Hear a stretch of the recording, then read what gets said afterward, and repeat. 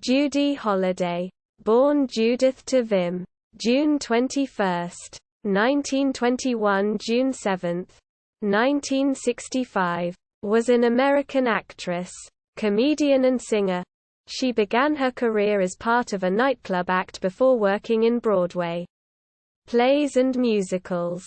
Her success as Billy Dawn in the 1946 stage production of Born Yesterday led to her being cast in the 1950 film version, for which she won an Academy Award for Best Actress and a Golden Globe Award for Best Actress, Motion Picture Musical or Comedy. She was known for her performance on Broadway in the musical Bells Are Ringing, winning a Tony Award for Best Performance by a Leading Actress in a Musical and reprising her role in the 1960 film adaptation. In 1952, Holliday was called to testify before the Senate Internal Security Subcommittee to answer claims she was associated with communism. Early life. Holliday was born Judith Tavim. She took her stage name from Yom Tovim, which is Hebrew for holidays. In New York City, the only child of Abe and Helen, née Golom Tavim. Her father was executive director of the Foundation for the Jewish National Fund of America, 1951 to 1958, and a socialist activist who ran unsuccessfully 6 times between 1919 and 1938 as the Socialist Party candidate for the New York State Legislature. Her mother taught piano. Both were of Russian Jewish descent. Judith grew up in Sunnyside, Queens, New York, and graduated from Julia Richman High School in Manhattan. Her first job was as an assistant switchboard operator at the Mercury Theatre, which was administered by Orson Welles and John Houseman. Early career. Holliday began her show business career in 1938 as part of a nightclub act called the Revuers, whose other members were Betty Comden, Adolph Green, Alvin Hammer, John Frank and Esther Cohen. They played engagements in New York nightclubs including the Village Vanguard, Spivy's Roof, the Blue Angel, and the Rainbow Room, and the Trocadero in Hollywood, California. Leonard Bernstein, a friend of the group who shared an apartment with Green, occasionally provided piano accompaniment for their performances. The Revuers filmed a scene for the 1944 Carmen Miranda film Greenwich Village. Although it was cut, Holliday was an unbilled extra in another scene. The group disbanded in early 1944. Holliday remembered her years in the Revuers as unpleasant, saying she was initially a bad actress and so shy that she vomited between shows. She found it difficult to perform on stage in smoke-filled rooms while patrons over-imbibed, heckled and fought with each other, but deemed entertainers successful if they persevered in such atmospheres. In her first film role, Holliday played an airman's wife in 20th Century Fox's version of the U.S. Army Air Force's play Winged Victory, 1944. She made her Broadway debut on March 20, 1945 at the Belasco Theatre in Kiss Them For Me, and was one of the recipients that year of the Clarence Derwent Award for Most Promising Female Actress. In 1946, she returned to Broadway as the scatterbrained Billy Dawn in Born Yesterday.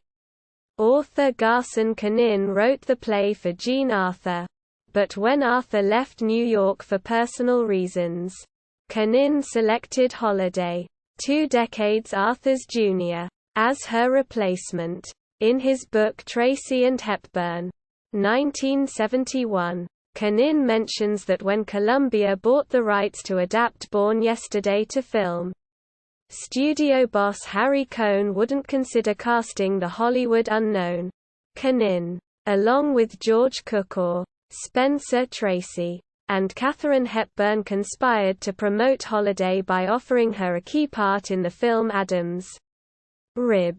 1949. She received rave reviews for her performance in Born Yesterday on Broadway, and Cohn offered her the chance to repeat her role for the film version, but only after a screen test, which at first was used only as a benchmark against which to evaluate other actresses being considered for the role. She subsequently won the first Golden Globe Award for Best Actress, Motion Picture Musical or Comedy, and at the 23rd Academy Awards, won the Academy Award for Best Actress, defeating Gloria Swanson, nominated for Sunset Boulevard, Eleanor Parker for Caged, and Bette Davis and Anne Baxter, both for All About Eve.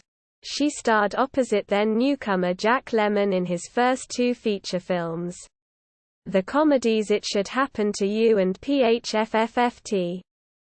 Both 1954. Film historian Bernard Dick summed up Holliday's acting.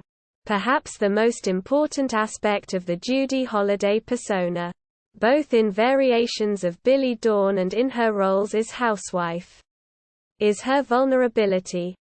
Her ability to shift her mood quickly from comic to serious is one of her greatest technical gifts.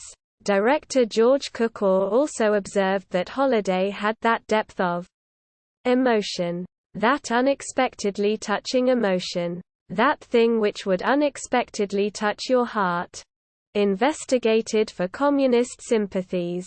In 1950, Holliday's name appeared on a list of 151 pro-communist artists in the conservative publication Red Channels, the report of communist influence in radio and TV.